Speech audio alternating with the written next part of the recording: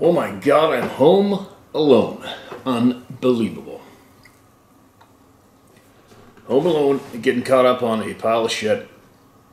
What is it, Wednesday, I think? I think it's Wednesday. I have to make a decision if I'm going to go to back to the coastal mountains, the old community of Pemberton, see some friends, possibly. Unfortunate death just came down in a circle of friends, or hit the ocean. Not sure yet. What have I got to do today? I got to get a lot of voices heard today. Got to fix the brake calipers on Sarah's vehicle. Got to finish the chicken, turkey, meat, bird coop before I go.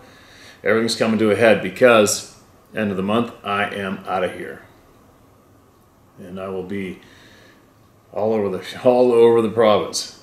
I don't know exactly where and when, but I do know one thing: I will be getting my dozen trail cameras back and reviewing those. I'll be sharing what I got from there, the real cool stuff, right away. And also be I will be hunting elk, and then after I get that done, helping a young friend of mine get his first elk, I'll possibly get one too.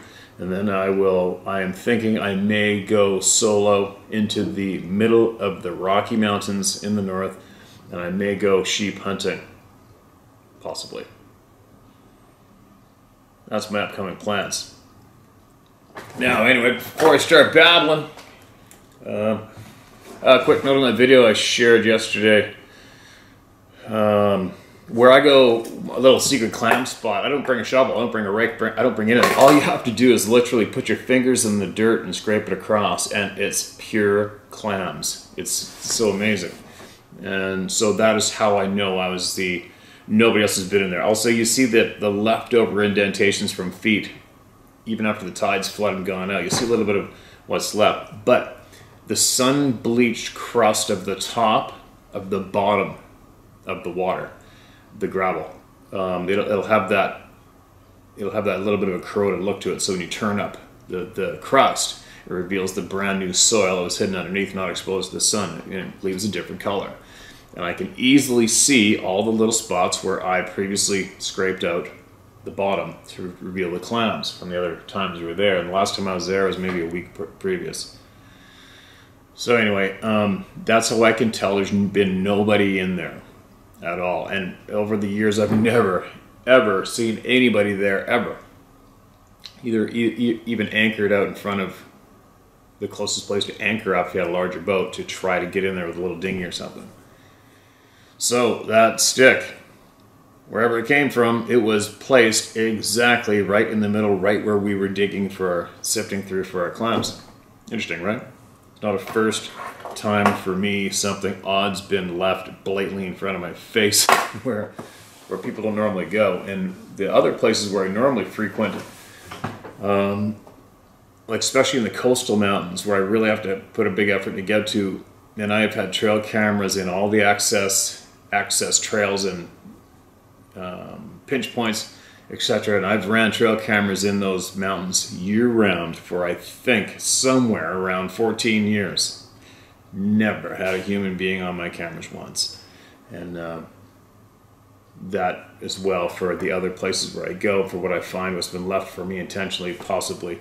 It's never been a human being. But anyway, I'm babbling on something kind of useless to talk about. Something jammed a stick in the mud for me to see. That's one thing I can share with you for certain. At least I got to share it with you.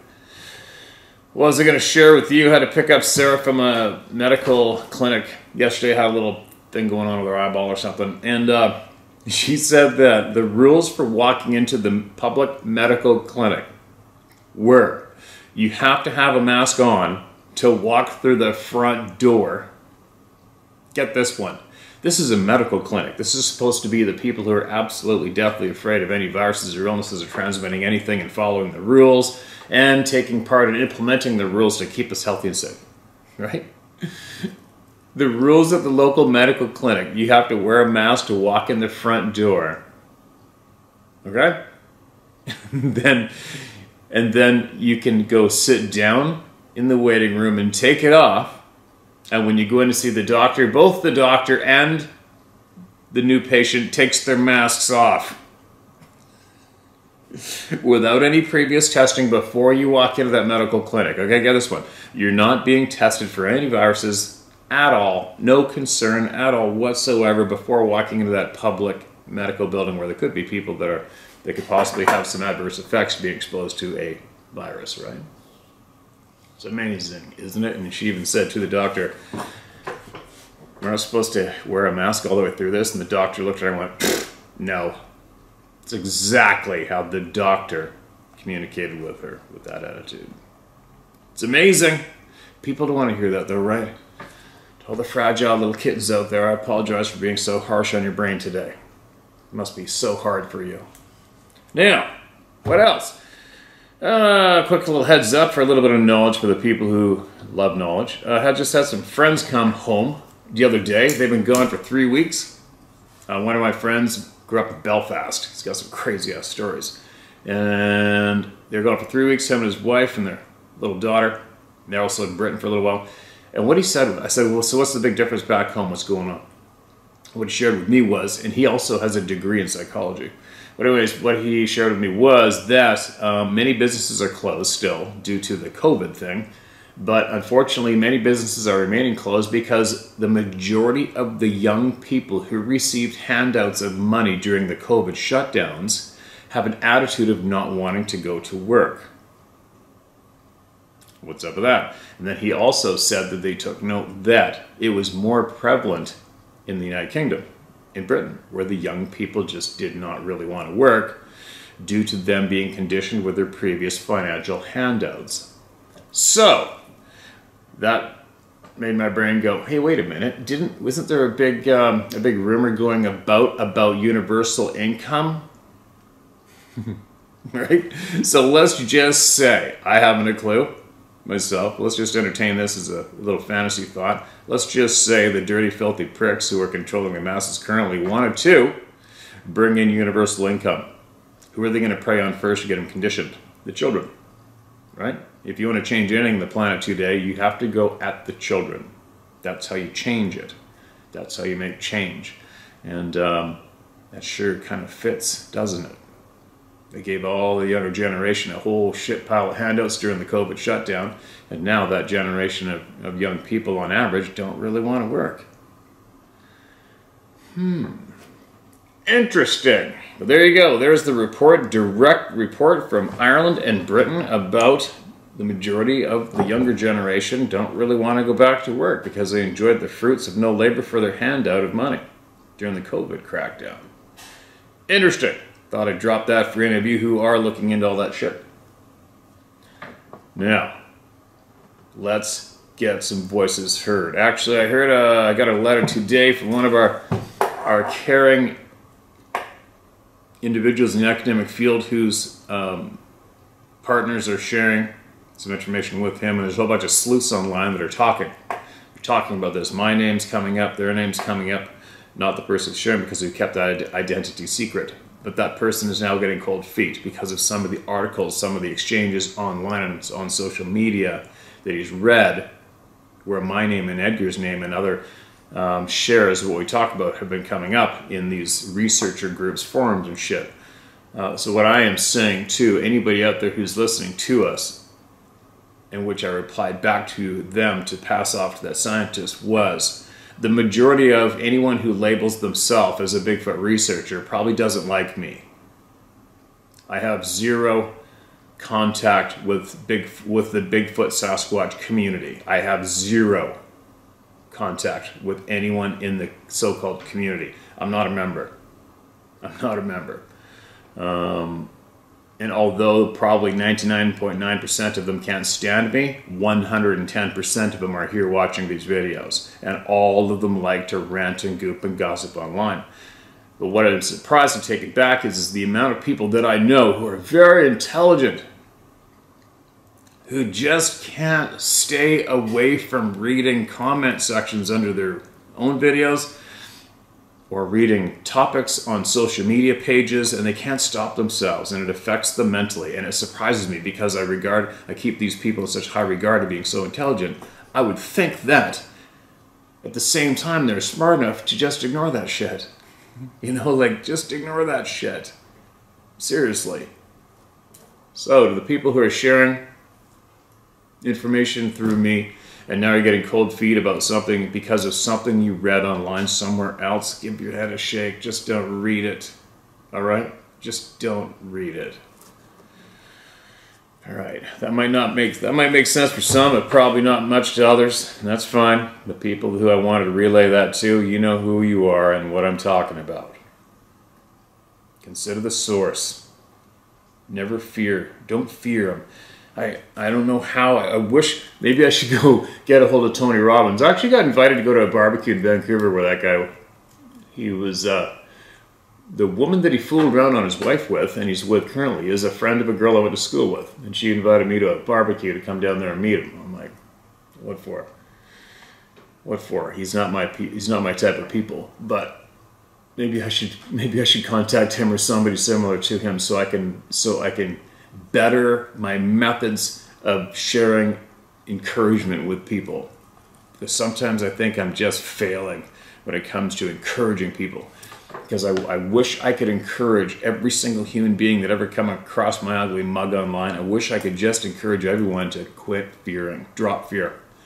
And make a t-shirt or something that says, drop fear. Can you imagine if everyone had zero fear of each other, zero fear of ridicule, the great conversation that could be had, the knowledge that would be shared? Wouldn't it be amazing? The people that we would be able to rally up to make decisions. Imagine the quality of those people, the quality of people we could have in those positions if everyone didn't have fear, right? I don't know. I need to work on my delivery to convince everyone to quit fearing. Maybe there's a course I could take somewhere. Anybody know of a course somewhere I can take? Besides what the government gives to new people that enter the government on how to manipulate. I'm not interested in manipulating, but I'm interested in creating an army of people that don't fear. Do not fear anyone or anything and speak freely. There's my babble. That's my rant. This is titled Letter About Your YouTube Show. All right. Who knows if this is going to be good or bad. Hello, Steve. I recently discovered your program on YouTube. First, I'd like to say thank you for doing the job that needs to be done. I was especially delighted with the information passed on by who you call the Owl Man. 5 stars. Excuse me. Also, the program or letter you received from a scientific investigator that talked about the Ancient One's ability to see things in total darkness at a distance of 1.5 miles. If you remember that email letter. Damn right I do. Apparently, he was investigating the old ones interested in the ICBM missiles and how they shut them off and the military personnel were unable to restore them for 18 hours. That statement gives me hope that we as a country won't destroy ourselves, or we as a people, because there's a lot of crazy people in this world, as you already know. But before I ramble on, let me say a little about myself. My name is Bruce, and I live in Southern Oregon. I moved here in '74. I'm 50% service-connected Vietnam veteran with PTSD. I was with Task Force 116, called Game Warden, which consisted of river patrol boats. The Brown Water Navy. From April '66 to '67, I was the lead mechanic that maintained the combat readiness of River Section 531 at a My Tho in the Delta. I personally had no knowledge of my behavior after returning, but I too disconnected to everyone I knew in Vietnam.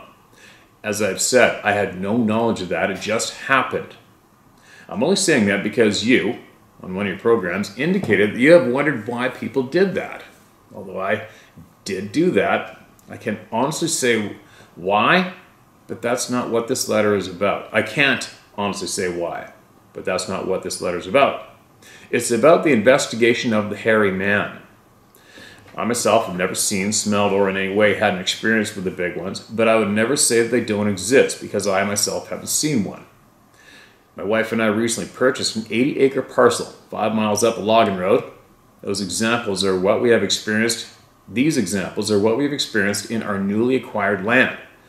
Trees were broken off at about 6 foot above the base and lying across the trail. I'd heard of this on TV shows about the big ones. The next oddities was when my wife called our valley home and asked me to come up to the property to observe a deer that was behaving oddly. My wife's son drove me up to find out what was going on. When we got there, we found a deer, a young doe that appeared to have broken front legs. It couldn't pick itself up and flopped around on the ground using its rear legs. We didn't know what to do, so we tried to calm it by throwing a blanket over top of it and then holding it down. Upon investigation of its legs, nothing could be found. They weren't broken at all or damaged that I could see. It was quite odd. We had a fenced off area, so we have kids outside and feel safe. We had a fenced off area, so we could have kids outside and feel safe. And they wouldn't get lost in the woods. We put the deer in the kids area and left it for the night, thinking it might recover from what had happened to it. The next day, it was still in the same condition, and it couldn't walk, couldn't get up, and couldn't function in a normal way. My stepson didn't want it to suffer and brought it back to where we originally found it on the ground. He stayed with it. I don't know what his prayer was, but he stayed with it for an hour or so in a prayerful way. Then he shot it in the head with a .22. Then he let it lie where it did until the next morning, when we intended to carry it into the woods and put it to rest. But in the morning it was gone, totally gone. No signs of it having been there or having been removed. No drag marks, no footprints, nothing. It was gone. And that was strange. The next strangeness that happened was with my wife's beehives. She has 2 of them. One of them was knocked over and the top was off of the box, and it appeared that something had reached in the box and took a handful of honey, but the hive was left alone except for the handful of the hive and its honey. We do have a bear and its cub on the land, and we had seen, but felt as if it wasn't involved because it wasn't all taken or ruined, as a bear would get into the whole thing, in our opinion, and not just take a handful. The second hive was untouched, yet it was right next to the first one. The next oddity that happened on the land was when my wife and her girlfriend bought 2 bales of straw as a backdrop for learning how to shoot her bow and arrow at a target. Upon taking a new bow and arrow kit to the target area, the bales of straw were both gone, and only a small amount of straw was left on the ground. There was a small trickling of straw leading into the woods. I didn't personally follow the straw trail, but my wife's girlfriend's boyfriend followed a straw trail into the woods where he discovered one of the bales had been spread out on the ground as if to be a bed. The other was not there. And he felt as if he shouldn't follow the trail any further and come back out into the opening where the bales had originally been, but he too felt as if a Bigfoot or the old ones had taken them. Since I've watched your programming, I choose to recognize them as the original Native Americans, and I'm trying not to call them a Bigfoot, as I've been programmed to do. The last and most recent goings-on was a whistle heard by my wife and her girlfriend while they're on the land clearing the ceremonial grounds. She doesn't know how to whistle, so she did her imitation of one that her son and she shared with each other, which was "Macaw, macaw." That was their private I'm here with each other when they were hiking in the bush. So she did that, and it returned with its whistle that she had never heard other than this time. Then she did her call one more time, and it was returned with the same whistle. We follow Native American tradition and have a different view than the average white guy, so my wife believes that the Bigfoot has come to do ceremony with us and is one of our relatives. It's funny how life can lead you to a new knowledge of an old way of thinking. I'd always believed I was a French Canadian. My father was born in Canada, and our name is French, and I do have a little French in me. But after doing a DNA test, I found that I was mostly Irish and Scandinavian, and not French, as I believed. The reason I'm saying this is because I've recently discovered through a mtDNA study that we're all one people, and that everyone's mtDNA leads back to one original grandmother, and she's from South Africa. This information can be looked up and verified as the truth. And on another note, in the ancient story of Gilgamesh, they speak of the big hairy man. Its history is ancient and was here long before Homo sapiens. Now, the truth that's been hidden from the average person in America is the truth about the giants that lived here one time. The why is this covered up by the Smithsonian Institute in Washington, D.C.? They have received bones and hidden them from the public. This, too, is a fact, not a fictional story. My question is, why? Just a couple questions to add to our misconception of reality that we live in. I'd love to tell the things that I have learned since coming to Oregon in '74 and the walk that I've learned them on. But that would take a long time to tell. And as you said once on one of the programs, this isn't about me, this is about us, the people that have been lied to our whole lives. Wake up, America, you're dreaming. Thanks, Steve. Appreciate your efforts to spread the truth. Bruce and Catherine, 2 white people on the red road. We're all one people.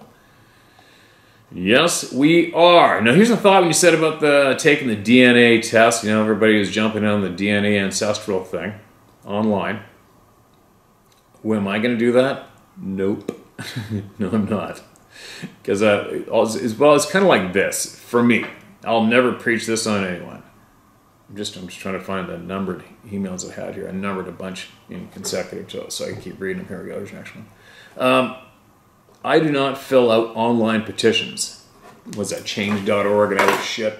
Why? Because I've never seen any evidence of those petitions doing anything ever. And it's unlimited. They want anyone who's grumpy or pulling a frickin' snap sandwich one day to go on and make a online petition, an email it to all your friends to get everybody on there. And for me, now that I've learned what I have to date, and I'm learning more every day, is the fact that anyone who collects email addresses, it's like collecting money. And those email addresses are worth a shit pile of money. And they sell them. That's what they're doing with those on average. Now, all of a sudden you got this fun place online that wants your DNA. We're going to tell you where your blood's coming from. You don't have a frickin' clue who those people are. Period. You don't even know if those are actual scientists or doctors or lab techs. You don't know. Do you? Who are these people that you're sending your DNA into? Right? At this day and age, for the bullshit they're pulling on the people, I think that sending your DNA in anywhere is a very, very poor choice. That's just what I'm thinking. Am I shitting on anyone who's done it in the past? No, of course not. I'm learning. I'm learning, and the thought, if I entertain the thought of sending my DNA into anyone, anywhere at this point of the game, a huge red flag goes off in my guts that screams, don't do it. Right? It's fun though. You got lots of celebrities have done it and everybody's doing it. It's kind of like when everybody first went on Facebook. A lot of people are too insecure to, but people are doing it. Well, I'm going to too. Next thing you know, it's mainstream and it's fun. Well, now they use Facebook as a weapon against free speech. Using Facebook as a weapon against the people. So, what's going to happen with all that DNA that all those celebrities and influencers made so fun to send your DNA into to get your results back? Whether or not those results are accurate or not, who frickin' knows? And who gives a shit? You look to your family. You can go back to your family for all that on average, right? Not everybody, I know. I know not everyone. But I'm telling you right now, if I had to bet, if I had $100 right now to place on a bet, would I bet that that DNA being accumulated is going to a not so good place? I would probably bet $99.99 at $100, saying it's not a good move. It's just me. It's something for you guys to think about. Right. Anyway, thanks for that email, man. Absolutely appreciate your time. You know what's going on around your property, so do we. Taking the straw and making a bed in plain sight of your place, that's a new one. Unless they just got there, right? Unless these beings just got there and didn't figure out where they're going to go yet and needed something to lay on. This has no subjects title, this one. Dear Steve, my name is Lori. I was born and raised in Louisville, Kentucky, right down the road from Fort Knox. I've been following you for a couple of years now, and I want to tell you about my experiences that started last year. I live right next to a very long waterway / stream, and it's surrounded by trees on both sides. But you could always see through these wooded sides of the stream until last year. I noticed how much this tree-lined stream had grown so thick I couldn't see through it all, and how I thought at first I was just seeing things inside these woods running and swinging through the air like maybe in jungles, how you see on TV how monkeys swing vine to vine. Now I'm just going to tell you, I could never see this activity looking straight at it, but I was always in my side vision. your peripheral. As soon as I turned my eyes towards the movement, there would be absolutely nothing. Therefore, I chalked it up to my allergies, and I may need something stronger than my reading glasses. There was a strange feeling that I was starting to get every time I walked out of my door. I felt like there was someone maybe living in the woods that lined the waterway, and I had not even thought ever of a cryptid, not even once. So I decided to take a look inside the woods, and I almost had a heart attack, because this little wooded area was now like a real jungle, with all kinds of thick vines hanging all over, and so many limbs from the trees and sticks that looked as if something was trying to make some type of huts and crazy weird structures all along that stream. It kind of looked like a bunch of kindergarten kids had gotten in there and tried to build a town with sticks and limbs. When I immediately got the sense of a horrible danger all around me, my head started pounding and extreme nausea. I walked back home, laid down, and was so weak I didn't get back up until the next day. Around a week later, I started putting all my pictures of the wooded stream in a folder on my Google Pics to organize my pictures.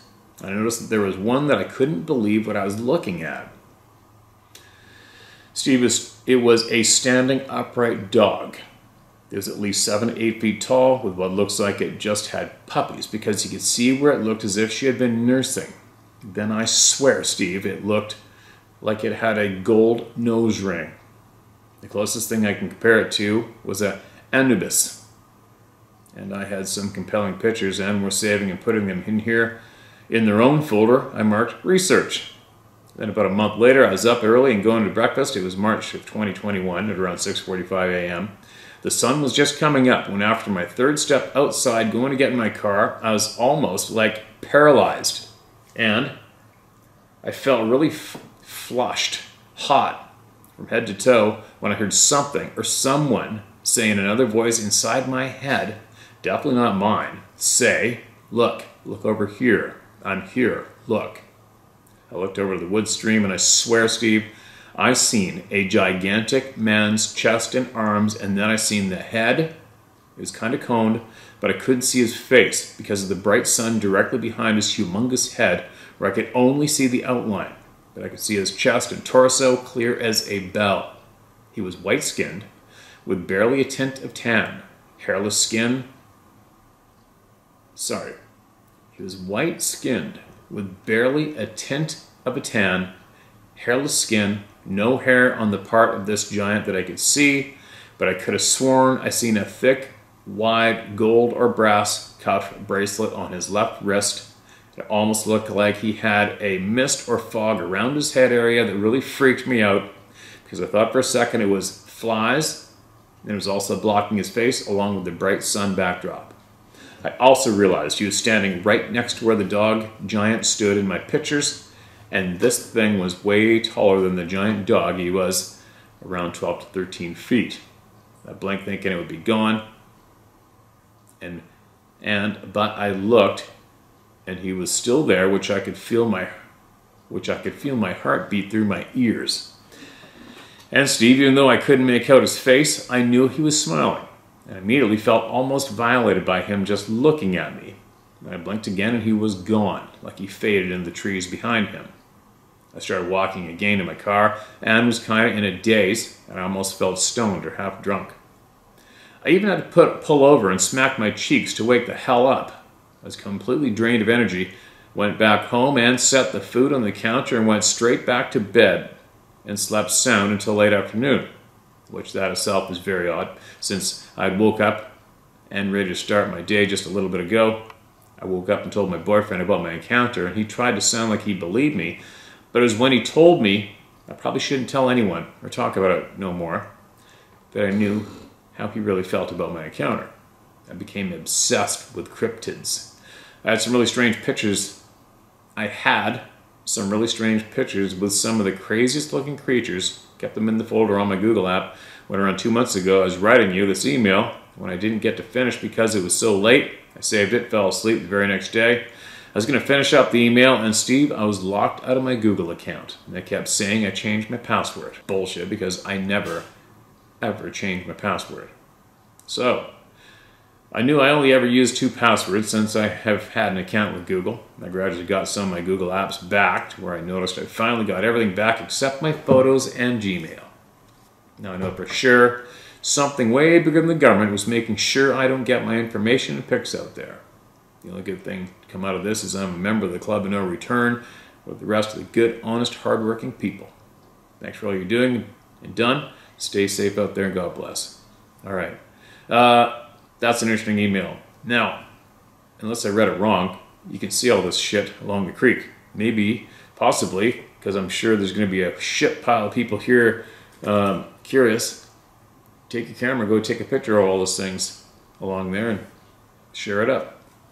You know? Share it up. Or if something else happens in the future and you think it might help somebody, then email it in to me and I'll get it shared. I'll be your messenger, all right? Be safe. That's hell of something to see, isn't it? There's another one. From South Africa, Limpopo Bigfoot. I wonder if you read this. We're going to find out. Hi there from South Africa. So all this started years ago. My mother was 15 at the time when she first encountered it. She was at the Doorn Dray Dam in the Limpopo province of South Africa. The older black people in the region talk about the ape man in the mountains, Bigfoot. Please remember that our town, Naboomspruit, as well as the dam, is close to the Waterberg mountain range. The dam wall is settled between 2 peaks, and it was on this dam wall where she had heard a strange barking call behind her, scaring the shit out of her, and still believe to this day that it must have laughed its ass off. Years later, when I was about 17, we were on our way back into town from the ranch late at night. While driving the car, headlights on bright, we saw a humanoid hairy something about 8 to 10 feet tall run in front of the car. It was at least 10 meters from the car. It had reddish brown hair and stood in the middle of the road watching us for a few seconds before walking away and jumping across the fence. Idiots that we are. Don't freak out and run away, but always run towards whatever we see to investigate. This is our encounter. We constantly hear strange howling / barking calling sounds at night. Sometimes far from town, sometimes close to town. Thanks for the opportunity to share experience. Stay safe. Frida and Marinelle de Beer. All right, Frida. Throw down a recorder outside and record that shit. If you can get recorders that go all night long, I think. And if you want to, or if you feel compelled, the next time you're around some people in your community, ask around to what people have seen and know. And I'll guarantee you, you won't be the only one that's experienced things around there. And somebody might have more of a clear story to tell you. Thanks again. New Jersey Pine Barrens is the title of this one. Still close, sir, but following your channel for years now. I know it's been said countless times already, but I find your no bullshit personality refreshing. Thank you for that. Thanks for the kind words. My experience took place in the heart of the Wharton State Forest of southern New Jersey around 95 in late October. I was 17 and bow hunting with my father.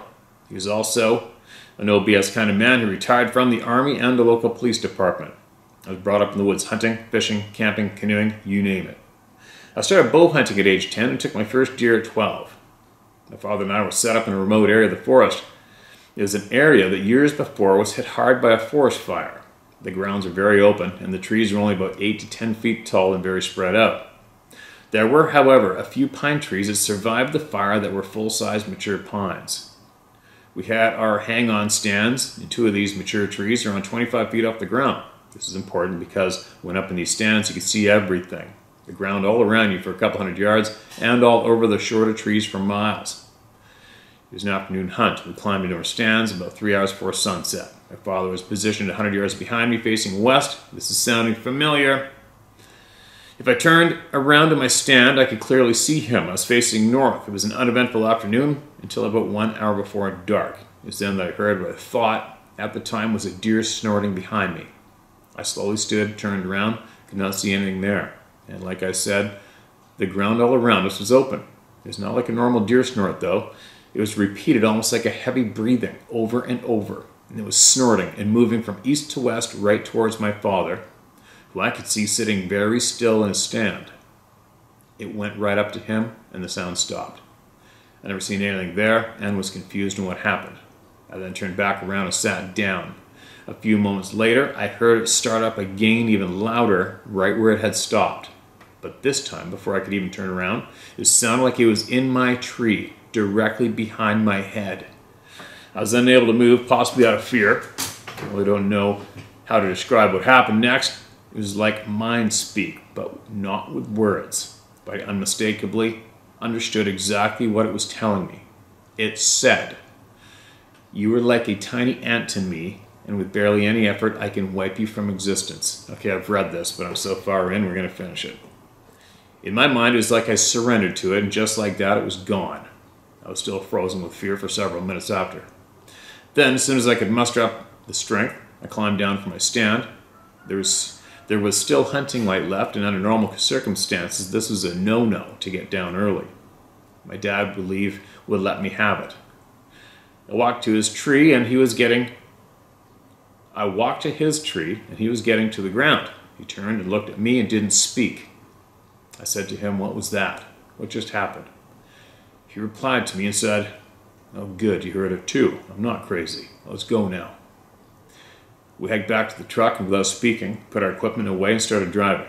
About halfway out to the paved roads, he turned and told me that we couldn't tell anyone about what we experienced. If we did, they'd think we were whack jobs. And part of being a man is no BS honesty, and we could lose credibility by sharing the story. Shortly before we arrived home, he said we could tell Mom, but no one else. When we got home, Mom was putting dinner on the table. We shared our experiences. And my father said it told him the same thing it told me. For years, I kept this experience to myself. I lost my father to cancer this past Christmas and thought that maybe by sharing the story, I could help someone else. Perhaps make them realize that if they experience something similar, that they are not crazy or alone. Thank you for what you do, sir, and let me know when you're getting the good army together. I'm in. Sincerely, Jay Stetzer. P.S. I'm on my way out the door now to go shed hunting. I hope you got some. I know I read that before, and I don't feel bad at all for reading it again. And I might even read it again in a few months. Who knows? Guarantee it won't hurt anybody if I do.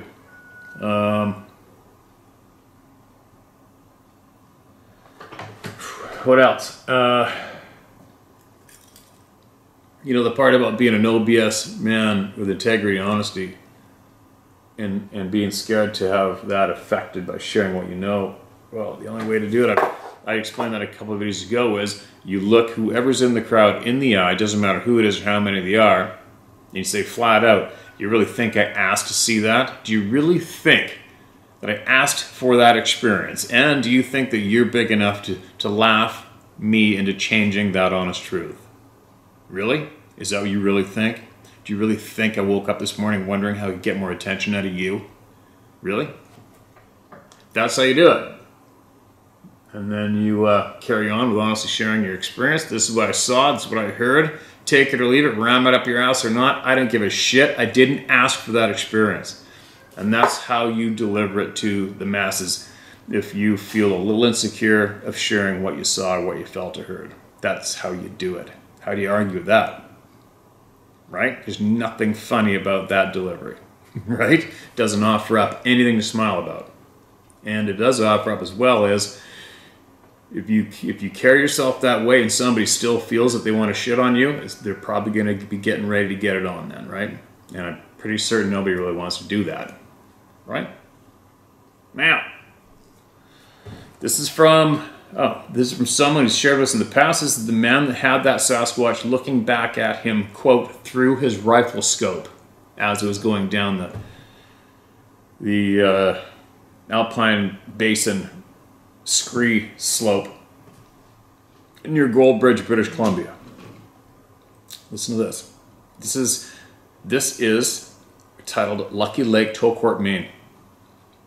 Hey Steve, hope you had a good winter and successful hunting season. I've got to share this experience my wife and I had 2 weeks ago at a little hike in lake out by Tolcourt. This gem is kind of my secret fishing hole. It's blank lake. Oh, I'm not going to say the lake name then, man. off the Tokort Main, and the road has now been badly deactivated. So even the side-by-side can't make it in there. It's a 3-kilometer hike to the lake, and there are 5 to 8 pound rainbows in there, and they take the fly. No shit, that sounds like a fun place. Incredible, beautiful, majestic lake. Anyways, man, I took my wife in there for the first time, and as we were walking the trail down to the lake from the old road, we heard a terribly loud banging noise. It repeated very quickly for 8 times. It sounded very much like those big northern BC bull moose when they whack trees during the rut. You know that sound as well as I do. Anyways, the noise was coming from our side of the lake and not far from where we were, maybe 100, 150 yards down the trail. That sucks. We stopped dead in our tracks, although I was carrying my trusted 300 Win Mag in case of a bear. I felt effing defenseless and vulnerable as hell. My wife, who hikes a lot with me, said, "What the hell is that?" I said, "Well, I know what it wasn't. It wasn't no damn bull moose, and it wasn't a bear." I said, "Let's come back another day." And she agreed, but continued to ask me what that was. I told her what I thought it was. One of those bastards was there and didn't want us to continue to the lake. She wasn't very impressed and made a short work of the 3 kilometers back to the side-by-side. I'm not done, dude. Last weekend I went back to the lake by myself because if I'm going to die, I want to die in the woods. And I wanted some more big rainbows. So this time, as I walked the trail to the lake, not a sound. I get the canoe dragged to the water, put my gun on the boat, my fly rod, and I'm off fishing for the day. Well, I'm 100 yards from the shore, paddling away while dragging a fly. What do I hear on the opposite side of the lake but bang, bang, bang, bang, bang, bang. Same effing deafening loud bang 6 times, very close together. You could swing a baseball bat that was fast and you could swing a baseball bat that fast on a tree. No way. I stop paddling and listen, and it does 3 more bangs and then all quiet. I was a little on edge, I must admit. The 300 was loaded beside me. I fished for the day, headed out, but I was watching my back the entire way out. Those effers are on the West Coast, dude. I've had a cabin in Salmon Beach for 15 years, and I've hiked and hunted all around Torcourt and Kennedy Lake, and this is the first time I've seen any sign of them. Anyways, pal, take care, stay safe. We now live pretty close to each other. Maybe one day we can share a campfire and a beer and share theories. I think shit's gonna hit the fan here soon, and everyone's gonna know the truth. Talk soon, Steve. Keep it well, man. All right, thanks, Darren. The native people community out there, the word in the street is from other native people I've met and befriended around here is they've had relatives there that say flat out, it's almost nightly on the road from the lake. You know, you hang left at Kennedy Lake and drive in there. They basically say they see them almost routinely on that road at nighttime coming home and around the community, all around there. I have another guy that lives in Ucluelet who wrote in, I don't know how many, I forget how many experiences they had all around there. That first lake on the right, when you leave the pavement going towards the ocean, there's that first lake on the right in there, and it looks like there's an older home in the back, what would be the northwest side of that lake. He's had a lot of experiences right around that lake as well. Kennedy Lake, that stretch of highway between Ucluelet and my place right here, shit piles of sightings crossing the highway. The houseboats, the houseboat thing in Sprout Lake, people on houseboats hearing the screams and the calls going from mountains on one side of the lake to the mountains on the other side of the highway in the middle of the night. It's endless. The shit that goes on around here when I'm videotaping for this channel. It's endless. Where else? Kildonan. Shit piles of experiences there. Namint. Shit piles there. They all tie into basically that area you just mentioned now, right? So there you go. But like, you know, like we already know, if they're banging, if they're making that noise for you, they're not going to kill you. They would have killed you. You're not going to give anybody that warning, right? You're not going to go, hey, there's a human being. I'm going to hunt it. I'm going to stealthily hunt that human over there. Let me beat on this tree here first 500 yards away. Said no successful predator ever, right? Anyway, this is titled Sighting Shapeshift. I copied and pasted a comment from Neil Anderson on a YouTube video, scared shitless in Australia, and numerous other Sasquatch encounter emails. Alright? It was well written and is clear. I added some punctuation to aid reading. It's particularly interesting as it describes a visual shapeshift, but an imperfect one, yet successful. As at the time, it left the viewer questioning what they saw. YouTube name, Neo Anderson. Oh, good. Here, I gotta get shit off my face. Okay, I own 15.2 acres in southern New Hampshire, very much like suburbia here now since the last 20 years. And we rarely walked out back there since I purchased the property over 20 years ago. It's very wild and overgrown. A few years ago, I adopted a dog off Craigslist who hates everyone, so lacking him is a challenge on a road. So I hired someone to clear a path to the back of my property so I could walk my dog with less stress for him, me, and the neighbors. As long as it is not a very wet season, I can walk my dog all the way back to the very end of my property. It's challenging terrain, but after all the wet spots, it is a rather nice walk. Yeah, I'm never really comfortable walking the woods, so I'm always hyper-vigilant. We do have bears, coyotes, foxes, possum, porcupines, bobcats, deer, moose, and hunters that stray on my property. And my dog, when we were back there, I let him have the whole 12 feet of leash. So, one nice crisp fall, I'm walking my dog Moo on his trail. I see the rock I like to sit on for a rest, but someone else is sitting on it. A large man in what looks like a long, hairy, reddish coat. I only ever see the back. I see a large oval head shape. Again, I'm still thinking a coat. He's wide at the shoulders and the body about the same width down to where he's seated. And he is tall, even in a seated position. I thought it was weird, hunting garb, but I thought I do not know all the latest hunting gear. I was going to turn back, but I thought I would just catch his attention and make some noise to see what type of reception I got. Keeping my eyes on him the whole time, clearing my throat, he is briefly out of my sight as I pass by a tree trunk. When I could see him again, it is now a red fox laying flat on top of and against the rock. It looks like the fox is hugging the rock with all four limbs. I've never seen a fox do that. I stopped and stared at the fox to see what its intention was, I stopped and stared at the fox to see what its intention was, and still trying to figure out what happened to the large man, and maybe what I saw was just a fox before I passed the tree, and it was some type of optical illusion. The fox ran away in the direction the man was looking before it was a fox.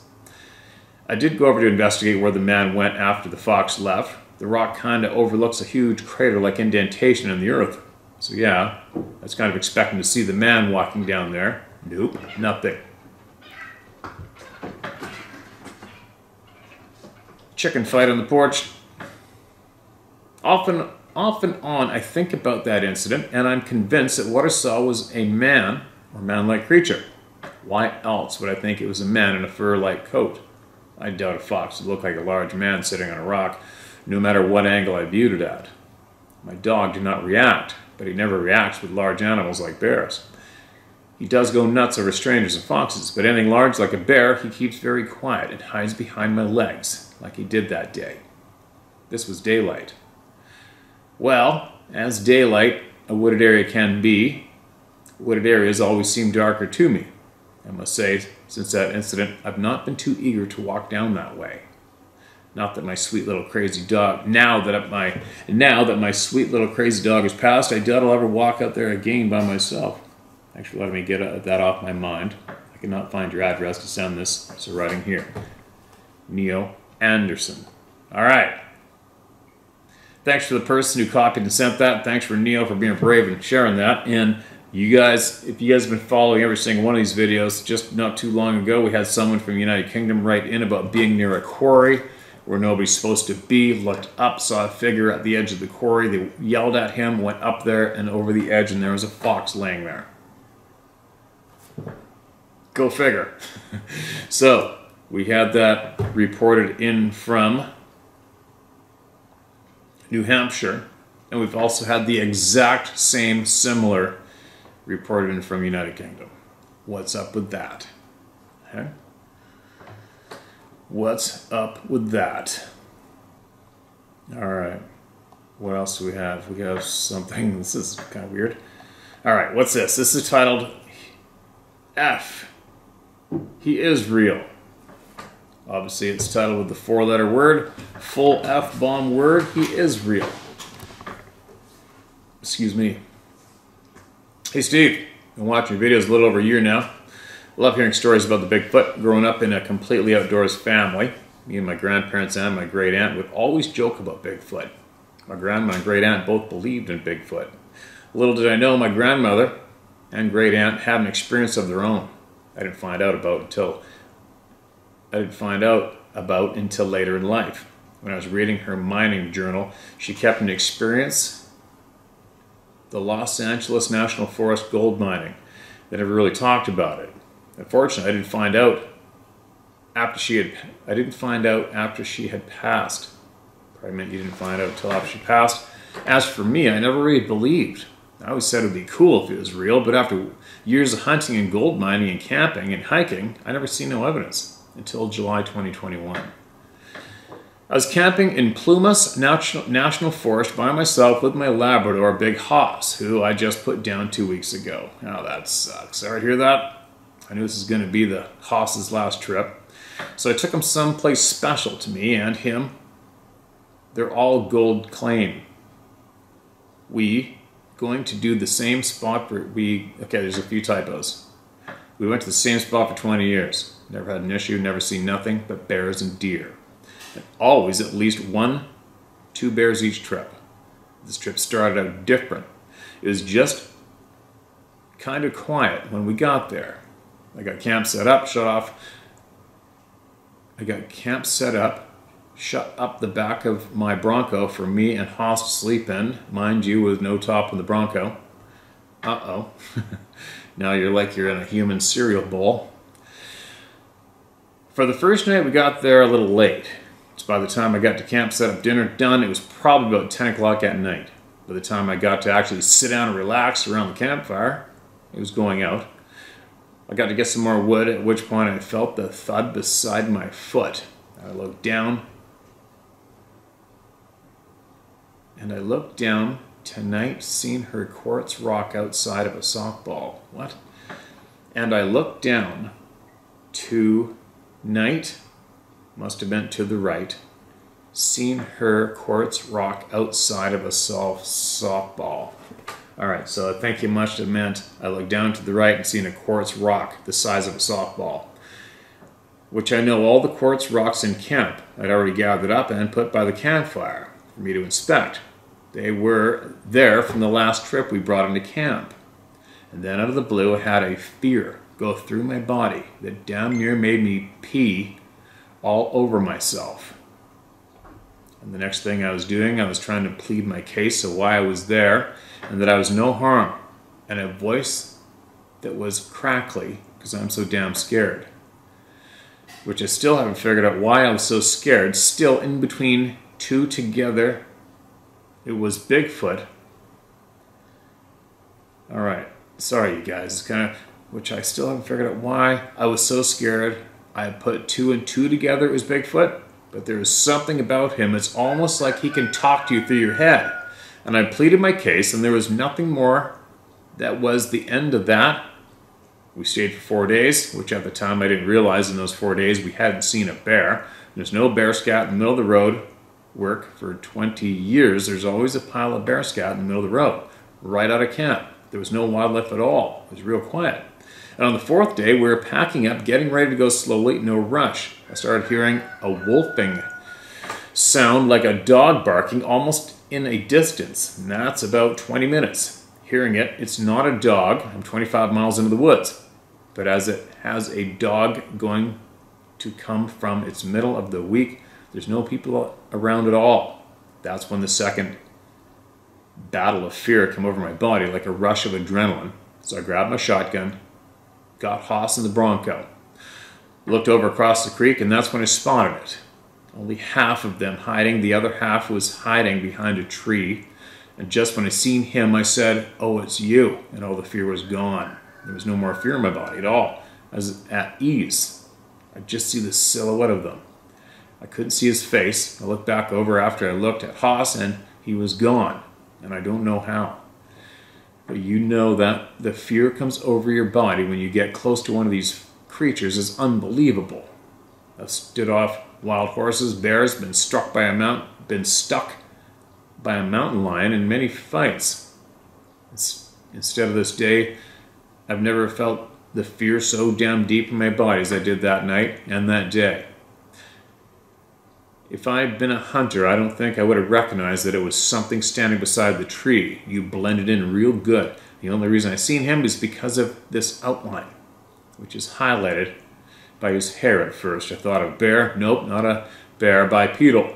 Anyways, I want to run around too long. But surely believe now.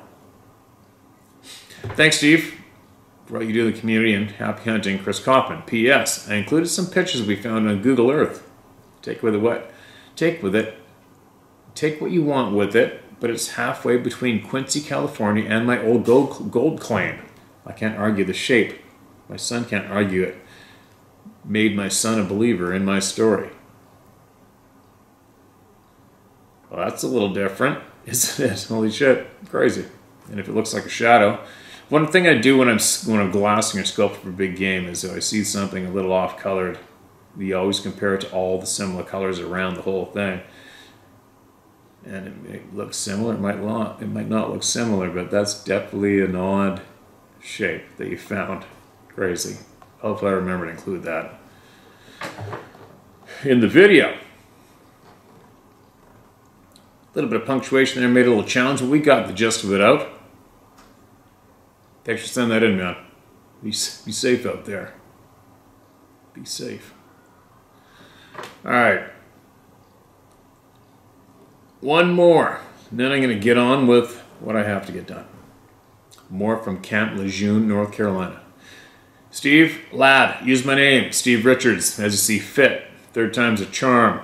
After 2 posts referencing Camp Lejeune, home base for the 2nd Marine Division, one from a civilian taxi driver and the second from a Royal Marine whose unit was taking part in a joint US-UK exercise, an almost 7-year-old experience has been drawn from the back of my mind. My father was a career USMC officer and graduate of the US Naval Academy, and we were stationed at Lejeune on tours of duty twice during his career, prior to his deployment for the Korean conflict. At the following visual encounter at 4 to 5 years of age. My family assigned quarters along a street with a golf course. Okay, my family was assigned quarters along a street with a golf course and wooded area, mainly pine with some oaks. One evening around 11 or 12, I was drawn to the front window. Staring across the street, I saw what I thought was a small, lightly colored bear cub standing on its hind legs, leaning against the neighbor's front door across the street. Their porch light was on, but I could only see the back of the creature reaching up with both its front appendages. I guesstimate it was 4 feet tall from its feet to fingertips. In the morning, I related this to my mother, who chuckled and said it was probably a honey bear. Could have been a very young Sabe. Our second tour at Camp Lejeune was during the early 60s, right about the time of Kennedy's Bay of Pigs debacle and the Cuban Missile Crisis. I spent my weekend squirrel and rabbit hunting all over the base, but had no further incidents. A great place to be as a teenager who loves the outdoors. Thanks again for your efforts. For the people, I've got your 6. Signed, Steve Richards. And thank you, my brother. I got your 6 too. We all have each other's, right? It's endless. God, I got so many emails here, man. So many emails. All right, one more, only because it's titled Continued, and it's not that long. Hi, Steve. Long-time listener, watcher of your channel. Appreciate your content and your efforts to get the truth out to everyone. I believe I had 2 encounters. A scream/yell that made me relieve myself involuntarily. Okay, get that, you guys. A sound made this guy piss himself. That's how significant these scream yells are. I have walked in a hunted deer, whitetail, elk, mushrooms, chopped wood for personal use all over the US of A. First off, as I mentioned before, I was in northern Idaho talking to a neighbor, which I did once in a while when behind us from the mountain came a yell that I've never heard like or since. Number two, I was looking for antlers again in northern Idaho when I entered a forest I was familiar with.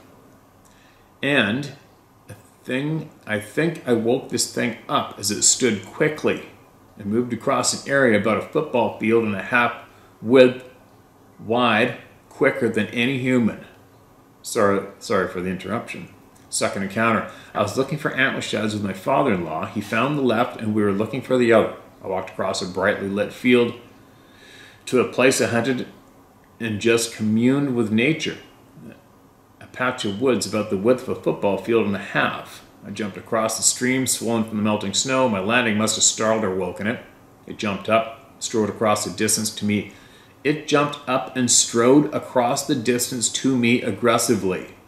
The next thing you know, I'm running across the field as fast as I could. I ran the wrong way. I came to a very tall fence that I couldn't climb.